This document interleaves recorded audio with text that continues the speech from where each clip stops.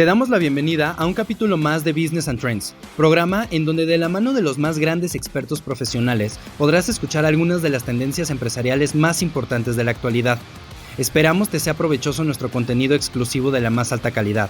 Bienvenidos al mundo de líderes de negocio.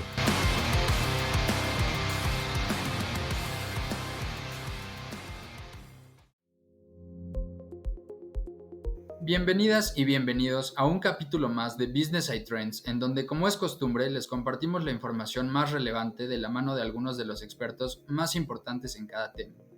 En esta ocasión, nos encontramos con Cuauhtémoc Rivera, actual presidente de la AMPEC con casi 12 años de trayectoria y con quien estaremos compartiendo el foro el día de hoy para poder platicar sobre las actualizaciones más importantes de este organismo. Como ustedes saben, la Alianza Nacional de Pequeños Comerciantes, entre otras cosas, es la encargada de realizar el monitoreo de los productos que forman parte de la canasta básica, así como de promover el libre mercado, procurando de esta forma el bienestar al pequeño comerciante y cuidando las condiciones necesarias para la competitividad y sustentabilidad en el país. Cuauhtémoc, pues adelante, todo un gusto tenerte en este programa y el foro es tuyo. Qué amables, la verdad que nos da mucho gusto estar acá con ustedes y poder charlar a pierna suelta, como luego se dice, del tema que nos apasiona y, como bien señalaste, que nos ha venido ocupando y preocupando ya en más de una década. Déjenme contarles en primera instancia qué es la AMPEC y de dónde nace la AMPEC y sus causas, ¿no? En realidad tiene varias motivaciones esta historia. Una de ellas es que un grupo compacto nos dimos cuenta de gente preocupada del asunto del desarrollo económico del país, de que ya llevábamos mucho tiempo en este país hablando nada más de la salud financiera y económica de la macroeconomía. Todas las columnas, todos los especialistas, todos los trascendidos, los académicos, la opinión pública y publicada, enfocaban sus baterías fundamentalmente a los datos macroeconómicos. Y la verdad, en aquellos momentos a poco o a nadie le importaba la situación de la salud financiera, de los bolsillos o de los monederos de las amas de casa. Es decir, la microeconomía no tenía relevancia. Incluso de la microeconomía hay una especialidad ahí en la disciplina de la economía que se llama econometría o los econometristas. Son diríamos, piezas delicatessen de la academia, porque hay muy pocos econometristas en ese tiempo y poca gente le pone interés a esto. Incluso INEGI, Banco de México, las instituciones encargadas de dar información de cómo iba la marcha o cómo va la marcha de la economía, en aquel entonces hablaban de la situación de la inflación como un dato lateral, porque como había tiempos largos y prolongados donde la inflación estuvo estable, por así decirlo, pues nada más daban un dato de referencia de inflación y punto, y se acabó. Nosotros dimos cuenta que nadie le importaba pues lo que pasara acá abajo con la gente de a pie, con el consumo cotidiano, cómo se las veía la gente para poder conciliar sus ingresos con su gasto, con su gasto corriente, que es lo más difícil de esa cotidianidad. Eso es por un lado, esa es, digamos, la materia de la preocupación, o una de ellas, de la AMPEC. El segundo asunto es que vimos que hay una diáspora, una verdadera diáspora, un sistema de abasto muy importante en el país que tiene 1.200.000 puntos de venta y que genera 2 millones de autoempleos y que le da manutención a 5 millones de personas y que responde y atiende la demanda de consumo de más del 52% de los mexicanos en el país. Y este canal es el canal tradicional. Este canal tradicional muy disperso, muy diverso, en formatos y culturas de operación distintas, como es distinto nuestro país. Es decir, es una copia, es una calca de la diversidad nacional, el canal tradicional. Y este canal tradicional está en todas las latitudes del país, y a partir de que se privatizó el ferrocarril, nosotros nos gusta mucho poner de ejemplo que las vías que ahora conectan a todos los territorios nacionales son las vías del pequeño comercio mexicano, porque está en todos lados, de norte a sur, y nos conecta y es un verdadero sistema nervioso de abasto y de avituallamiento a amplios segmentos de la población del país. Entonces, vimos que este canal, que era muy importante, que se ocupaba del abasto lo esencial, del abasto de última milla, de último minuto, eran el piso de la economía y del comercio que poco interés se le prestaba. Los sindicatos, los partidos, las centrales, las cámaras de comercio, con una muy baja representatividad de este sector, porque el modelo de organización que se proponían en el siglo pasado y que era el que funcionó para fines prácticos en la sociedad mexicana durante los últimos decenios, era un modelo corporativo y clientelar. Y entonces todo el mundo que venía al canal del pequeño comercio y quería reclutarlo, por así decirlo, o adoctrinarlo, incorporar a una fila organizativa de carácter clientelar, fracasaba. ¿Por qué? Porque era tratar de agarrar el agua con las manos, ¿no? Al agua no se le puede agarrar con las manos, y definitivamente nosotros vimos este efecto y planteamos un modelo de organización distinta, en donde no pretendemos corporativizar al sector, sino lo queremos, el grupo lo que busca es entender al sector y convertirse en una voz auténtica y legítima, orgánica, representativa del sector. Y para eso hay que trabajar mucho, Salomón. Lamentablemente tenemos que hacer mucho para entender lo que ocurre, lo que pasa en todo el país, en distintos lados, y poder luego hacer una codificación de esto y mandar el mensaje correcto. Sí, de acuerdo, Cuauhtémoc. Como dices, es un reto, creo que, sobre todo en la economía mexicana, ese es un aspecto que, como dices, ¿no? A lo mejor pudieran estar pasando de largo, pero efectivamente, pues es muy importante, ¿no? O sea, gran parte del sustento de nuestra economía se enfoca en ese canal y, bueno, o sea, la verdad creo que el regularlo, ¿no? Ahí también entiendo que hacen ciertos monitoreos, ¿no? Por ahí tienen el PASIC también, o sea, ahorita pues nos gustaría hablar un poco más de eso, pero pues justo, ¿no? O sea, el que ustedes puedan monitorear toda esta parte, regularla y también ver por los intereses de los pequeños comerciantes es algo vital para este país, ¿no? Más por el modelo de economía que tenemos. Definitivo, mira, y como bien lo dices, hablando un poco del sector más, que podríamos pasarnos horas, tal vez días, y además es mi pasión de esto, te diría que como bien lo dices, por ejemplo, el pequeño comerciante en México tiene un modelo de negocio que tanto el sector público como privado han querido modernizarle o ayudarle para modernizar, asemejándolo a las tiendas de conveniencia.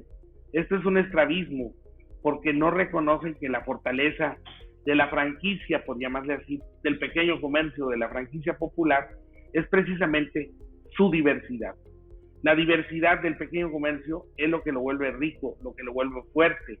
Y entonces recuperar esa diversidad es en sí mismo la tarea de cómo recuperamos lo que ocurre en el país. El comercio, Salomón, del que hablamos nosotros, es un comercio que hace comunidad, es un comercio vecinal, es un comercio que se da en las colonias, es un comercio en donde el que vende conoce al que compra y el que compra conoce al que vende.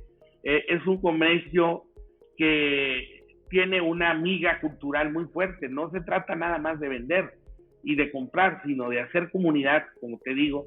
Y por eso, como se reconocen las partes, quien compra y quien vende, se permiten dar circunstancias que no se dan en otros canales, en los otros canales modernos, que es el hecho de que te puedan fiar la mercancía para que tú la pagues después.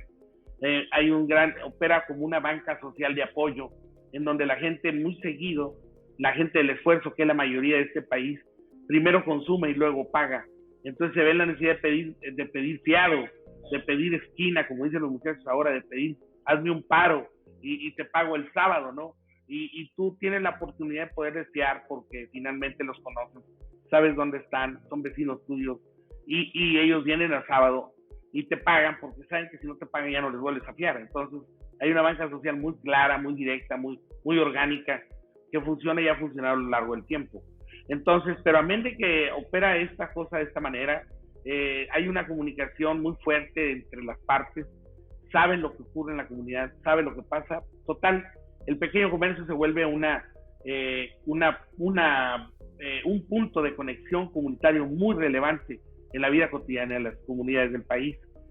Y además de este valor que te acabo de escribir y a tu auditorio, es el hecho de que,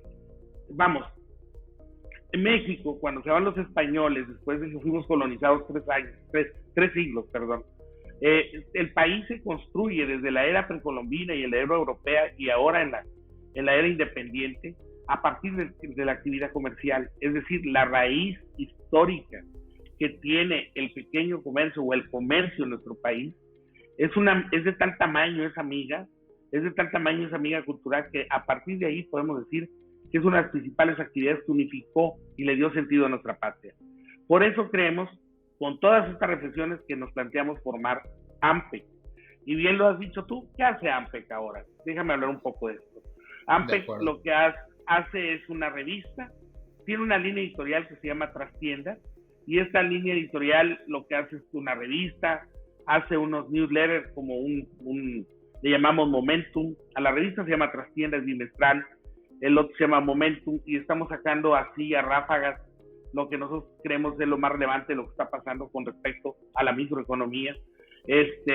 Tenemos también encuestas anuales, hacemos 2 al año, y hacemos monitores mensuales de la variación de precios que hay en los alimentos esenciales o básicos de la canasta básica. Digamos que esta columna de actividades decantan o delinean mucho del rostro de AMPEC, y lo que hacemos después de hacerlo es amplificarlo en los medios. Gozamos de una aún ahora, y deja toco madera, de una cabal salud mediática, nos dan mucha nos defieren mucho, nos dan muy buena notoriedad, estamos contentos, no siempre hay algo que hacer, pero sí estamos satisfechos con lo que hemos logrado con ellos, y de alguna manera todo esto ha ayudado a que nosotros, ¿cuáles son los asuntos que nos preocupan? Uno, nos preocupa el libre comercio. Creemos nosotros que este país necesita fortalecer la actividad comercial, y para ello hay que dar todas las condiciones para que se realice. Y por tanto estamos muy pendientes de evitar cualquier tipo de sobreregulación o sobreactuación, ya del municipio, ya del Estado, ya de la Federación, que conculquen la actividad de libre comercio en el país. Entonces, el dejar las condiciones, el principio es elemental. En el coloquio popular, Salomón, la gente dice si tú no me vas a ayudar, Salomón, no hay problema, no me ayudes. Lo que quiero es que me dejes trabajar. Déjame trabajar, yo voy a trabajar. Entonces, cuando viene la regulación sobreactuada, lo que la gente ve es que le ponen obstáculos para realizar su trabajo, que de por sí es difícil en las actuales condiciones. La reactivación económica que ahora se exige tanto después de COVID, exige del libre comercio. Entonces, esa es una de las primeras preocupaciones. El otro tema que nos preocupa tiene que ver con el comerciante y el consumidor, que es evitar la sobrecarga fiscal. Es decir, que no se haya un sobrecobro de impuestos, que al final del día venga a perjudicar o a dañar la economía de nuestros clientes, que son los que nos compran. Porque si ellos, que ya traen poco dinero en la bolsa o en los monederos las señoras, les ponemos más impuestos, evidentemente comprarían menos y nosotros venderían menos. Por tanto, el tema fiscal es un tema que nos preocupa, y también estamos contra la no creación y el no aumento de los impuestos. El tercer asunto que nos mueve es el tema de la seguridad y el combate al contrabando, la piratería y la informalidad. Nosotros estamos a favor del comercio legal, del comercio lícito. Por tanto, todo aquello que luche contra el contrabando, la piratería, el mercado negro, la informalidad, nosotros lo vamos a apoyar, porque creemos que el país en firme va a desarrollar su economía en tanto cuanto pueda contar con una mayor actividad económica y comercial formal que informal. Lamentablemente ahorita estamos al revés. El mercado negro y la informalidad es mayor en México que la formalidad. Trabajadores informales en el país son 33 millones de personas.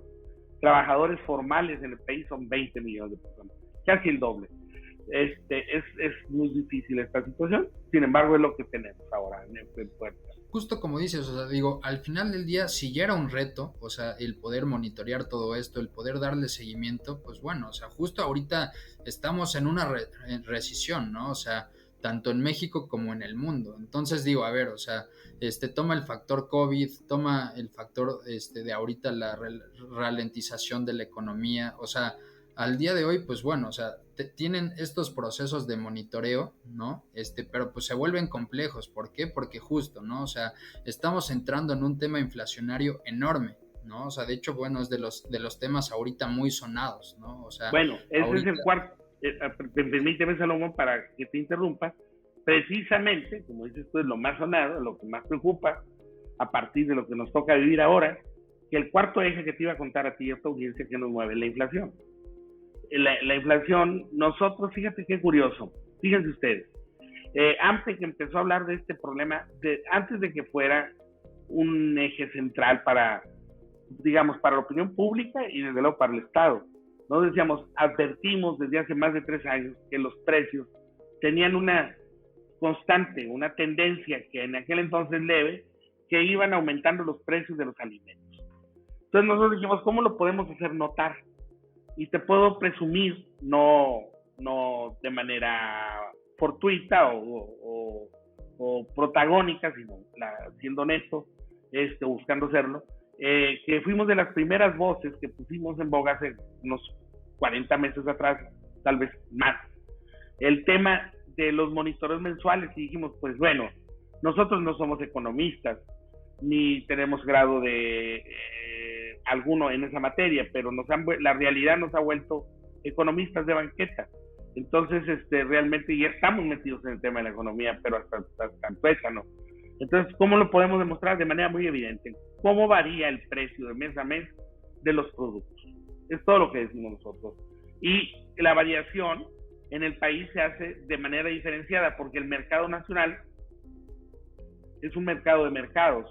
Por tanto, no hay la misma realidad comercial en un lugar que en otro. Entonces dijimos, bueno, los productos de la canasta básica, ¿cuánto costaron en mayo y cuánto costaron en junio?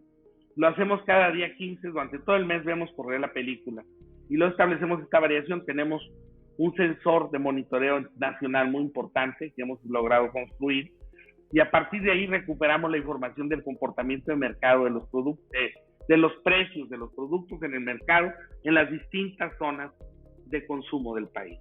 Y a eso nos dan promedios, nos dan medios, y con una metodología simple o muy transparente, lo que trato de decir, sin tanta confusión técnica, establecemos cuál es la variación y decimos, bueno, esta variación es a la que nos queremos referir nosotros, porque el Banco de México, Salomón, y INEGI se hablaban de la inflación anualizada general, la de todos los productos de la canasta básica. Pero nosotros hemos logrado incorporar un apartado que es la más relevante, que es la inflación alimentaria, la que tiene que ver con alimentos y la que tiene que ver con lo que tú y yo pagamos en materia de servicios básicos en nuestras casas. Estos dos rubros es el hígado de tu consumo y del mío, porque independientemente de la condición económica que tú tengas, o que yo tenga, o de que tenga el auditorio, de cada gente que nos escuche, todo el mundo tenemos que comer y todo el mundo tenemos que pagar los servicios básicos. Estos dos gastos constituyen lo que hemos llamado la inflación subyacente, que es la inflación que tiene que ver con el tema, o le llaman los técnicos, mejor dicho, la no subyacente, que es la que tiene que ver con los alimentos y el costo de los servicios. Bueno, ahora hablamos de esto en el país. ¿Quién habla de esto? Todos. El mundo entero está hablando de esto. Y nosotros nos podemos decir que hubo. Era muy relevante estar hablando de esto. Es muy importante saber el comportamiento económico de estas cosas, porque de ello depende la calidad de vida de millones de personas que viven en el límite de alimentarse o no, o de alimentarse de una manera o alimentarse de otra. Entonces, evidentemente aquí estamos hablando de un asunto de salud pública, estamos hablando de un tema de nutrición, estamos hablando de un tema político que tiene que ver con la gobernabilidad política de los países, la gobernabilidad democrática de los países. Es decir, tú podrás hablar mucho, tú y yo podemos hacerlo, tenemos una temática, pero la gente no vive de palabras, vive de comida, de alimentos, de cosas tangibles que puede ingerir. Y en ese sentido, ahí no hay rollo, ¿verdad? El asunto ahí no opera. Tiene que decir la gente, ¿comí o no comí? ¿Tengo hambre o no tengo hambre? Y esa es la parte a la que nos fuimos a mover en el último segmento de nuestra agenda. Y esto es lo que hace de AMPE, pues una organización muy viva, Salomón.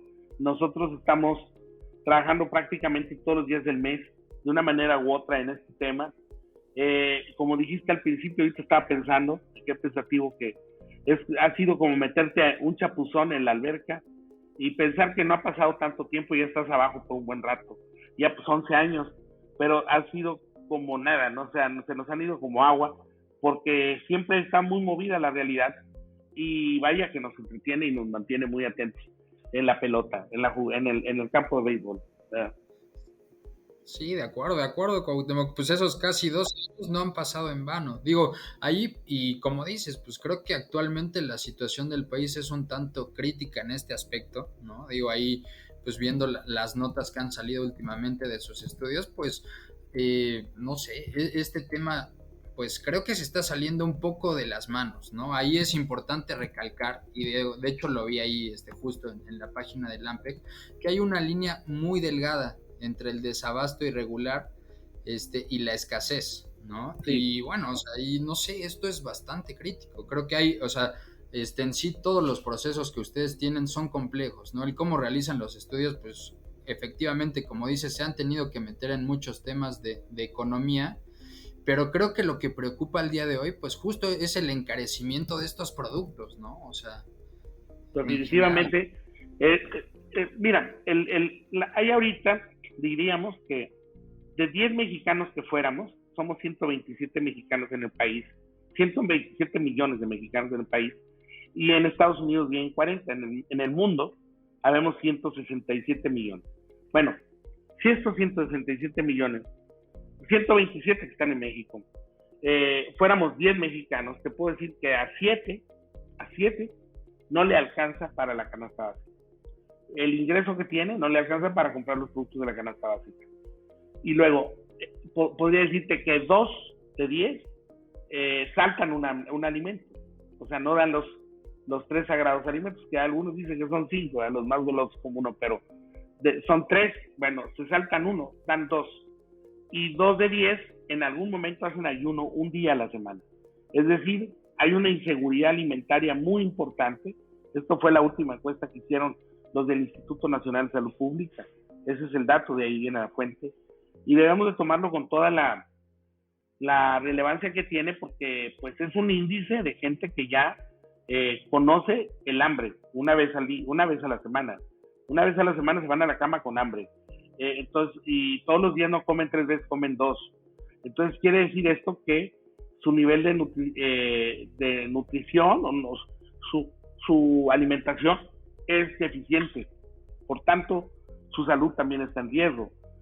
Conclusión, es un momento complicado que está llevando al Estado, al país, a una reflexión. Nos está orillando a tiempo ahorita todavía, ¿no?, para ver qué podemos hacer. Porque si seguimos las notas de lo que va pasando en el mundo, y bien lo señalas tú, de la virtual y amenaza que hay ya muy contundente de que Estados Unidos entre de frente, la principal economía de este mundo y que es nuestro principal socio, entre de frente a la recesión, a una recesión como la que vivió el siglo pasado de mayores dimensiones, pues si a ellos entran ahí te encargo cómo nos va a ir a nosotros. Y este momento es un momento que deberíamos estar aprovechando todavía para tomar providencias, para tomar medidas, para crear políticas públicas de nuevo cuño que pudieran ser efectivas para poder atender una situación de emergencia como la que pudiera darse en una escala mayor a la que ahorita tenemos. Nosotros recientemente se lo hicimos saber al gobierno federal y una idea, le planteamos 8 ideas, pero una que me quisiera aludir de esto que te platico a ti, tu audiencia, es: imaginemos esto, ¿no?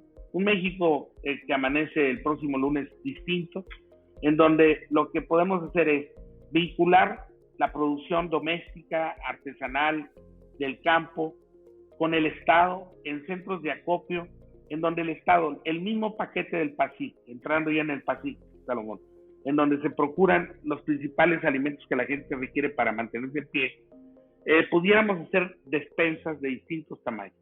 El Estado compra estos alimentos, estos productos, los empaqueta y los hace despensas. El PASIC ampara 24 productos, vamos a decir 3 tamaños de despensa: chiquita, mediana y grande. Y tenemos 3 despensas que tienen un costo, el precio a costo de esa despensa es vamos a decir, la más barata 400 pesos, la más 600 y la otra 800. Estoy hablando de un hipotético. Muy bien.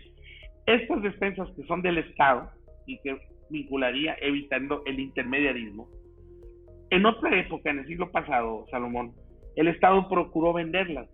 El actual gobierno es muy tentado a querer hacer todo.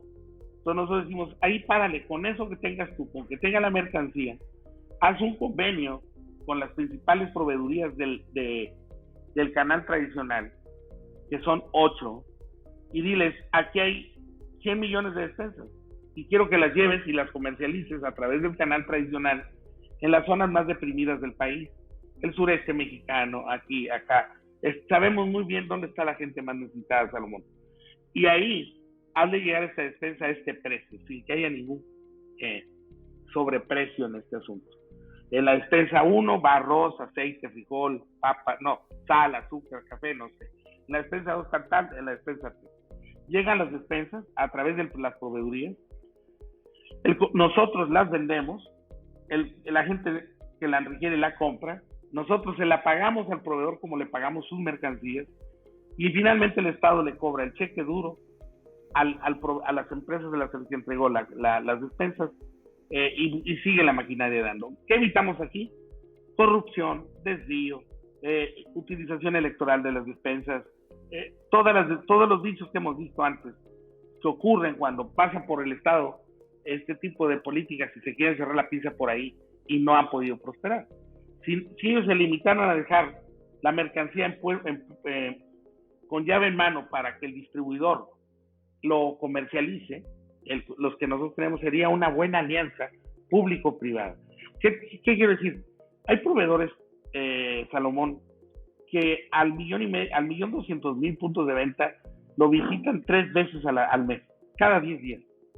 Tienen ese poder. Entonces, compañías de panificación muy conocidas en el mundo, que son de aquí, del área de Monterrey, son del país, son de México, pues, de Monterrey, han logrado hacer valer su empresa no por lo que venden, sino por la capacidad que tienen de logística, de distribución y de visitar todos los negocios en donde venden sus productos. Bueno, aprovechemos su logística para distribuir las despensas en las zonas donde hay más necesidad, y con ellos llevamos la contabilidad, porque evitamos así cualquier tipo de que se me perdió, de que se me fue, de que la regalé. Ahí es negocio, punto. Yo te entregué 10 despensas de 200 pesos, tú me debes 2,000 pesos. Y al comerciante le hacen la misma, ¿no? Yo te entregué 3, pues me das 600. Así, es decir, es un negocio como cualquier otro. ¿Y qué ganamos con esto? Ganaríamos el poder llevarle a la gente precios máximos, como pretende el PASIC, y evitando el intermediarismo. El problema que tenemos con PASIC, Salomón, hablando de ese tema, es que al 4 de mayo que se firmó, ahora que estamos platicando tú y yo, que es 17 de junio, casi un mes y medio después, pues con vergüenza, no digo con preocupación más que vergüenza, podemos decir que no ha podido operar, no ha podido impactar en el mercado ese paquete contra la carestía. No ha logrado impactar un ambiente más propicio en el mercado para la comercialización de sus productos al corte.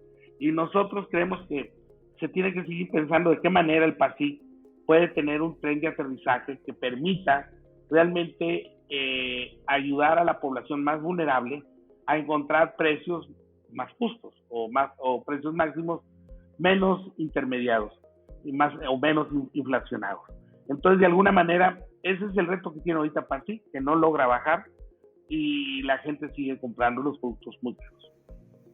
De acuerdo, sí, está bien, Cuauhtémoc. Ahí haciendo nada más una pequeña aclaración para la audiencia, PASIC, paquete contra la inflación y la carestía, ¿vale? Justo, ¿no? O sea, ahí entiendo, Cuauhtémoc, que este paquete involucra 24 productos que son de la canasta básica, de los cuales, si mal no entiendo, de acuerdo a sus últimos reportes, 20 de estos productos aproximadamente subieron bastante de precio, ¿no? De hecho, la inflación de estos productos se está dando mes con mes, lo cual pues sí es una preocupación, porque aunque haya alzas en los salarios mínimos, la inflación de esta canasta básica sobrepasa esa alza del salario mínimo, y ocasiona que tú como consumidor, como ciudadano, ya no puedas costear esta canasta básica, lo cual es bastante riesgoso. Cuauhtémoc, ahí yo quisiera preguntarte de qué forma ustedes hacen este planteamiento, ¿no? Entiendo que ahí, bueno, el PASIC se presentó el 4 de mayo, pero, y más que nada para el público, quisiera que nos pudieras explicar un poco cómo realizan todo el proceso del PASIC, ¿no? Tanto desde el planteamiento como el monitoreo, como medidas, ¿no? Porque, digo, es algo bastante complejo. Bueno, el paquete contra la carestía que presentó es una iniciativa que surgió del gobierno federal. El gobierno federal convocó a las cámaras, sobre todo el canal moderno, los supermercados y todo.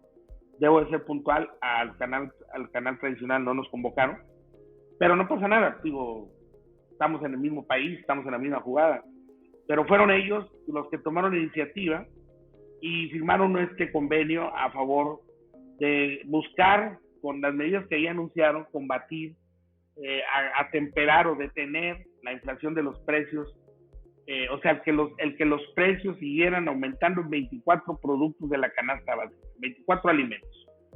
Lo que hemos hecho nosotros es leerles leerles la plana a partir de que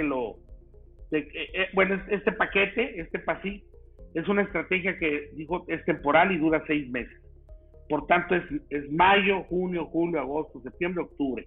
En octubre termina el PASIC.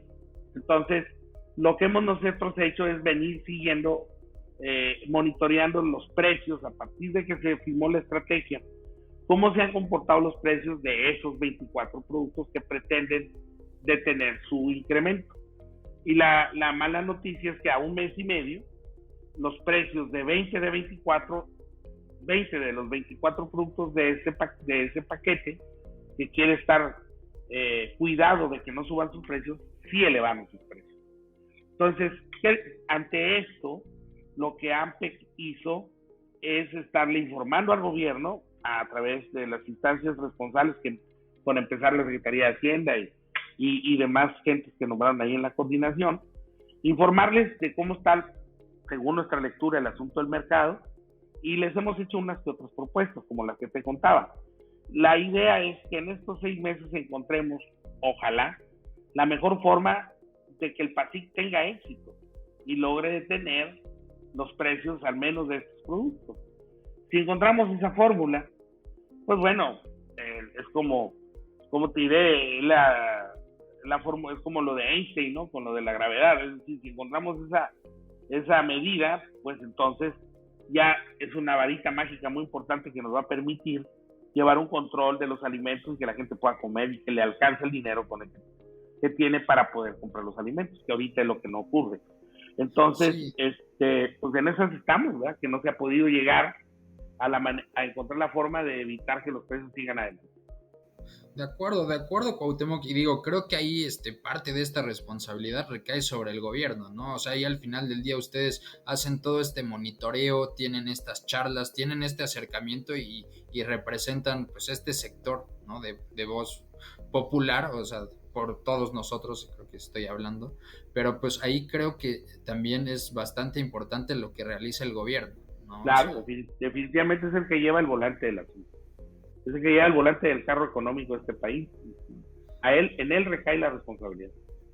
Sí, de acuerdo. Y digo, ahí, Cuauhtémoc, nada más para conocer, ¿crees que pudieras compartirnos como un poco qué es lo que hace el gobierno? O sea, en sí, ¿de qué forma pueden ayudar a preservar estos precios?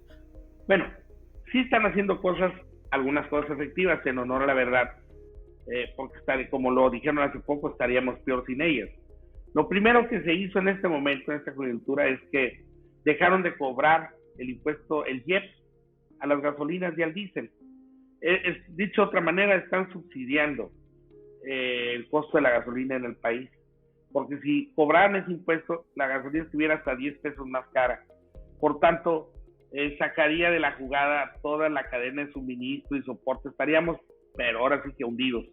Entonces, la verdad, el tema del subsidio de la gasolina el no cobro del IEPS es una medida correcta, que está habituallando muy importantemente la situación. O sea, estaríamos mucho peor, pues. El otro asunto es el tema de fiscal. El actual gobierno no ha creado ni aumentado los impuestos, ha mantenido una estabilidad fiscal relativa, que eso ayuda también al proceso productivo de la reactivación.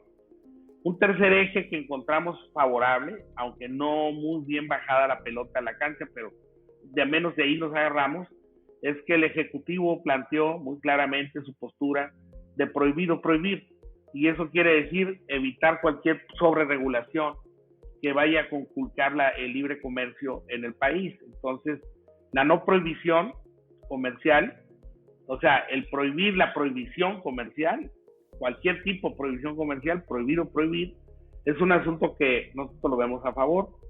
Y bueno, el cuarto punto es el propio PASIC, su preocupación actual por ver qué hacer con respecto al tema inflacionario. Y el quinto asunto que podríamos también revisar como favorable de lo que ha hecho hasta ahora el gobierno es que ha aumentado los salarios, como bien lo decías. Se han aumentado los salarios, pero lamentablemente la inflación ya se comió esos aumentos, ya se comió el aumento salarial al salario mínimo, y pues sigue siendo una asignatura permanente, pero al menos en lo que va de este gobierno le han movido, pues han aumentado los salarios, y esa tendencia creo que debe consolidarse.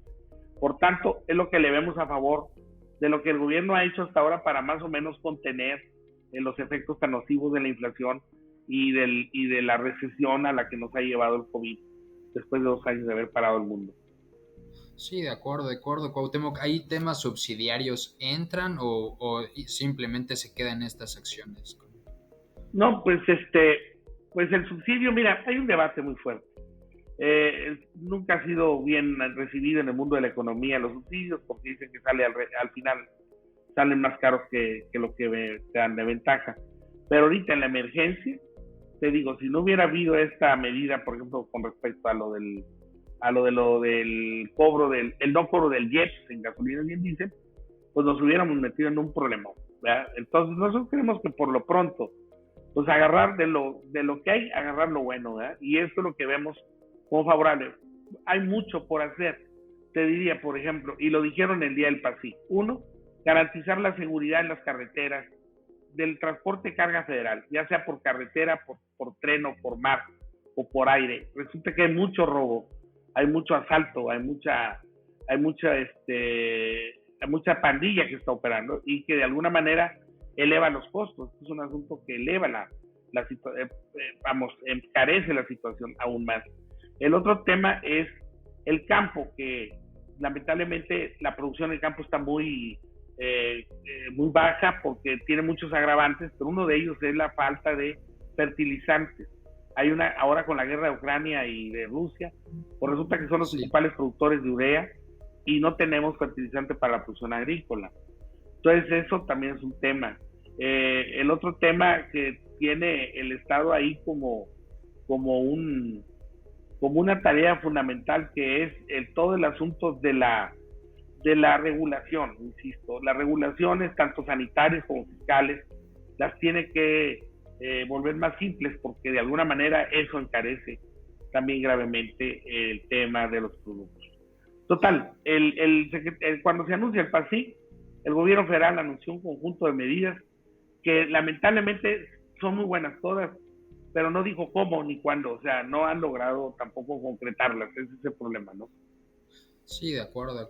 Cuauhtémoc, pregunta, y ahí, pues un poco derivado de lo que comentabas al inicio. O sea, me imagino que ustedes tienen control de todo eso porque, pues justo, ¿no? O sea, ahí han tenido que pues sí, profundizar un poco sobre temas económicos, ¿no? A lo mejor plantear modelos. Entonces, pues todo esto seguramente ustedes lo tienen, o sea, muy detectado, porque pues le pega directamente al movimiento de todo, ¿no? Pero ahí no sé, ustedes incorporan esto a los monitoreos, realizan algún diálogo con el gobierno, algo adicional como estos temas que van saliendo a lo largo del periodo. Claro, sí, hacemos mucho, pues se le llama esto, podríamos llamarle pomposamente, hacemos mucho lobbying, mucho cabildeo, Sí tenemos contacto con congresistas, tenemos contacto con el gobierno federal en las veces que se puede. Sí tenemos, digamos, un esfuerzo, un parlamento abierto de nuestra parte con ellos, con los distintos poderes fácticos del país, buscando precisamente incidir en su toma de decisiones, pero pues no es un trabajo sencillo, ¿eh? Es un trabajo que pues, lo hacemos con mucha humildad, con mucha consistencia, sí, pero con mucha humildad, porque tú sabes que en este país la lógica del poder es otra, y bueno, lo hacemos con la convicción de que algo llegará, ¿no? En algo ayudará. Sí, de acuerdo, Cuauhtémoc. Pues sí, las aristas son bastante amplias, ¿no? Sí, ahí como dices, pues hasta un tema transnacional pues le pega directamente a nuestras cadenas de suministro, se influye en los precios, o sea, es algo muy difícil de llevar. Digo, qué bueno que lo monitoreen. Cuauhtémoc, quisiera también hacer ahí una pequeña pregunta. Digo, mencionabas hace rato que también dentro del monitoreo, perdón, tienen cierta interacción con pequeños negocios, ¿no? No, pues Ahí con quisiera todos. saber. Sí, de acuerdo, y son muchísimos, ¿no? Hay bastantes puntos de venta. Entonces, ahí, Cuauhtémoc, bueno, ¿qué tipo de interacción tienen con estos pequeños negocios? ¿Cómo llegan con ellos? ¿De qué forma trabajan en conjunto con ellos? ¿Y cómo esto ayuda a evitar esa sobreregulación? Bueno, la comunicación que tenemos con ellos es permanente. Hemos construido una red de pequeños comerciantes a lo largo de todo el país. Tenemos una afiliación voluntaria representativa que le da sustento legal a la organización de más de 228,000 afiliados, pero en la red hemos logrado ir sumando poco a poco a sectores más directamente comunicados con nosotros, o nosotros con ellos, o ambas partes, pues. Entonces tenemos mucha conversación con ellos que nos van orientando y sensibilizando sobre cómo se están comportando los precios, los problemas de regulación que enfrentan, el clima de seguridad o inseguridad que viven en sus comunidades, el avance de la informalidad o del negocio de contrabando y piratería. Es decir, todo lo que te platiqué ahora lo vamos viendo con ellos cómo lo están viviendo en sus territorios, y nos vamos armando de esta información que luego lo hacemos hacer pública en nuestros boletines mensuales del monitoreo. Sí, de acuerdo. O sea, todo esto lo integran ustedes a sus estudios, me imagino, ¿no? Así es. De acuerdo. Ok, es bastante importante ese tema. Perfecto, Cuauhtémoc. Digo, creo que ahí hay mucho en lo que pudiéramos aunar. No sé, para también tocar en esta entrevista nos gustaría saber cuál es la situación actual de ustedes, ¿no? O sea, qué temas ven críticos, cuáles son sus preocupaciones, ¿no? ¿Qué debemos de saber nosotros como población mexicana? Bueno, lo que el pequeño comerciante paga su limosna, pues como todos, es de ver la manera de no cerrar su negocio, de mantenerse en pie, de seguir trabajando ahí porque es de lo que se vive y es la fuente de sustento. Para eso, pues hay muchos esfuerzos en muchas direcciones, desde pues pelear por un surtido en la tienda lo más rico, lo más robusto posible para que la gente encuentre ahí lo que busque y no ande buscando en otras partes o no compre en otras partes. En este país ahorita se está discutiendo mucho también, en la vida concreta, en la vida diaria, se pelea mucho por tener tu punto de venta bien surtido, porque no te llega todo el surtido que tú deseas a través de los proveedores por todo lo que está pasando con lo de la escasez que hablábamos en el boletín. No hay desabasto, pero no trae todas las presentaciones de las distintas categorías. Tú tienes que andar buscando cómo tu negocio las tenga, porque tus clientes te la piden. Y tú, si no la tienes, pues ¿qué les vendes? Entonces, ese es el tema. El tercer asunto es que preocupa en línea directa es que cómo hacer para encontrar un equilibrio de ingresos para poder solventar los gastos de electricidad. La energía eléctrica es un punto crítico de inflexión en el modelo de negocio del pequeño comerciante. Pagar la luz es un suplicio, y hacerlo sin que mueras en el intento por lo caro que está. Entonces, ese es el segundo nivel de preocupación. El tercero es el asunto de la seguridad, es decir, la seguridad pública, que no te asalten, que no te violenten, la seguridad sanitaria, que no vuelva a la quinta ola de COVID, damos un servicio todavía sanitizando. Hay una discusión ahorita en el país, en la urbanidad, me pongo o no me pongo el cubrebocas en lugares cerrados. La mayor parte se lo sigue poniendo, quedó la inercia del cubrebocas, y creo que para bien el que se siga manteniendo el cubrebocas a la hora de hacer las ventas y de que la gente entre al negocio. Sigue lo del gel, ya no con la misma intensidad, pero sigue. Y bueno, el tema de la seguridad es un tema que preocupa en toda dirección para poder seguir trabajando.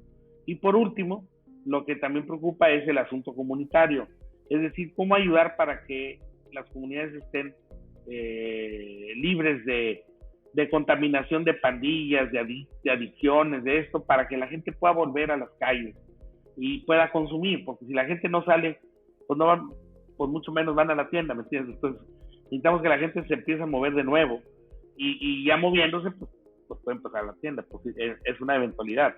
Entonces, la recuperación de los entornos comunitarios, de los espacios públicos, es un tema que también preocupa. Entonces, en síntesis, estamos haciendo todo lo posible por recuperar nuestras vidas perdidas, o lo que perdimos de nuestras vidas a partir de la pandemia. No hemos llegado ahí, muchas comunidades todavía están inestables por falta de recursos, porque las escuelas han vuelto, pero no con la misma fortaleza, porque muchos no han vuelto a la escuela, porque no todas las escuelas están en condiciones adecuadas en el país. Es decir, todavía estamos en una transición de recuperación de la vida perdida, de la actividad pública perdida, y en ese esfuerzo se coloca el pequeño comercio, se inserta en eso, y créelo que lo hacemos con toda la fuerza, porque pues de eso se vive, y la gente tiene mucho interés en no cerrar sus puntos de vista. Sí, de acuerdo. Perfecto, Carlos. Perfecto, Cuauhtémoc. Oye, pues muchísimas gracias por todo este contenido. Cuauhtémoc, ya para cerrar la entrevista, únicamente, nos gustaría tener ahí un poco de detalle. Veo que también en la página de LAMPEC tienen ahí su apartado de afiliación. Sí. Solo quisiéramos saber actualmente, no sé, o sea, el número de miembros, cómo están, y si a lo mejor tuvieras algo que decirle a la audiencia, tanto con respecto a las afiliaciones como a las certificaciones que también ustedes brindan, que veo que tienen ahí bastantes temas para capacitarse interesantes. Pues mira, como te decía, el modelo de organización que pusimos en marcha desde hace más de una década, nosotros lo llamamos un modelo de organización horizontal, voluntario, democrático, representativo.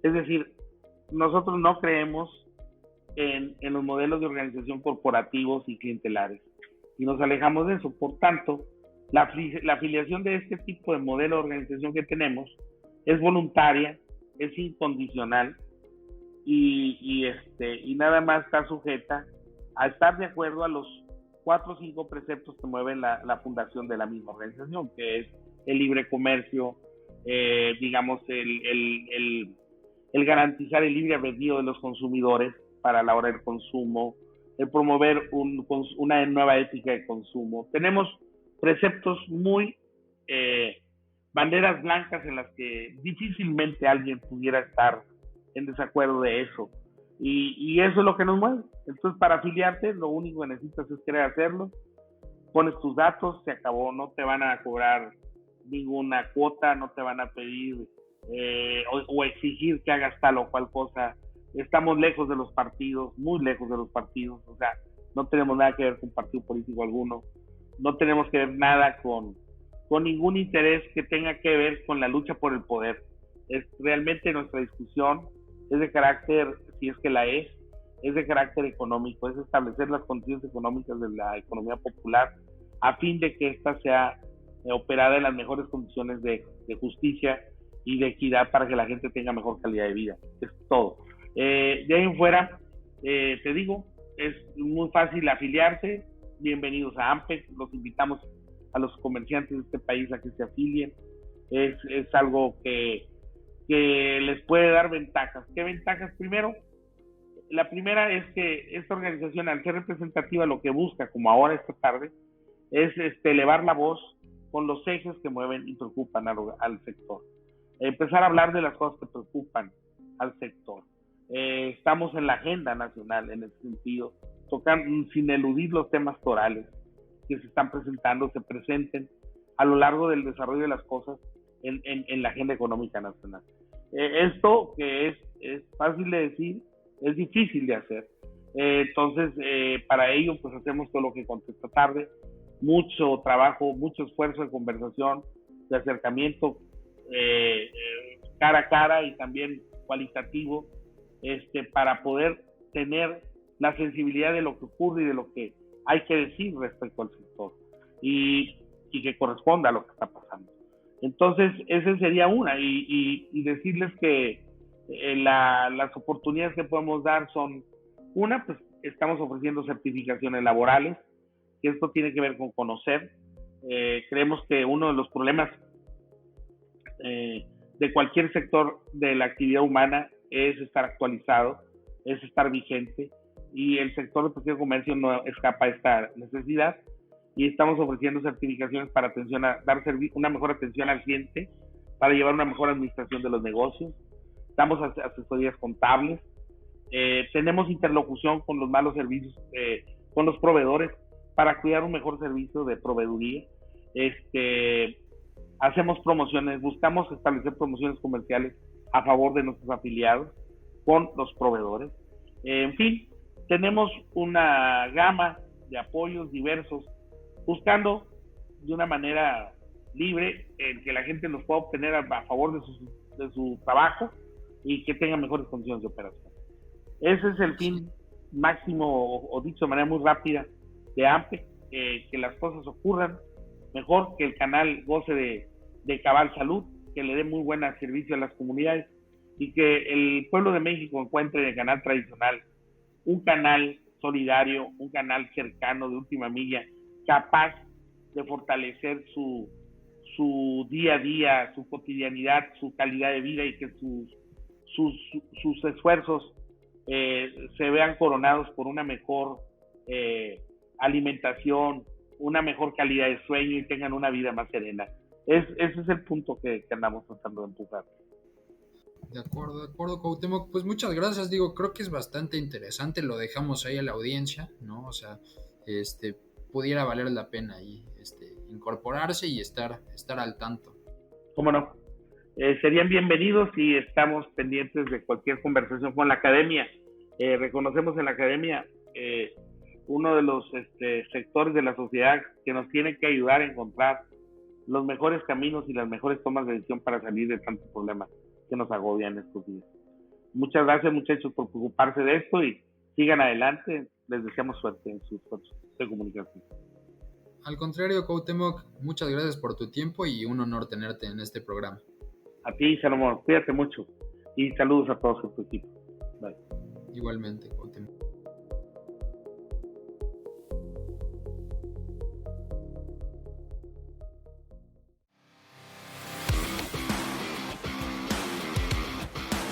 Gracias por escuchar un capítulo más de Business and Trends y por formar parte de nuestra comunidad de líderes empresariales. No te olvides de compartir el episodio, así como suscribirte a nuestro canal de YouTube y a nuestro newsletter, el cual podrás encontrar en nuestra página www.b2bmedea.com para obtener las actualizaciones más recientes en el mundo de los negocios y calificar nuestro episodio. Te esperamos en nuestro LinkedIn como B2B Medea. Que pases una excelente semana.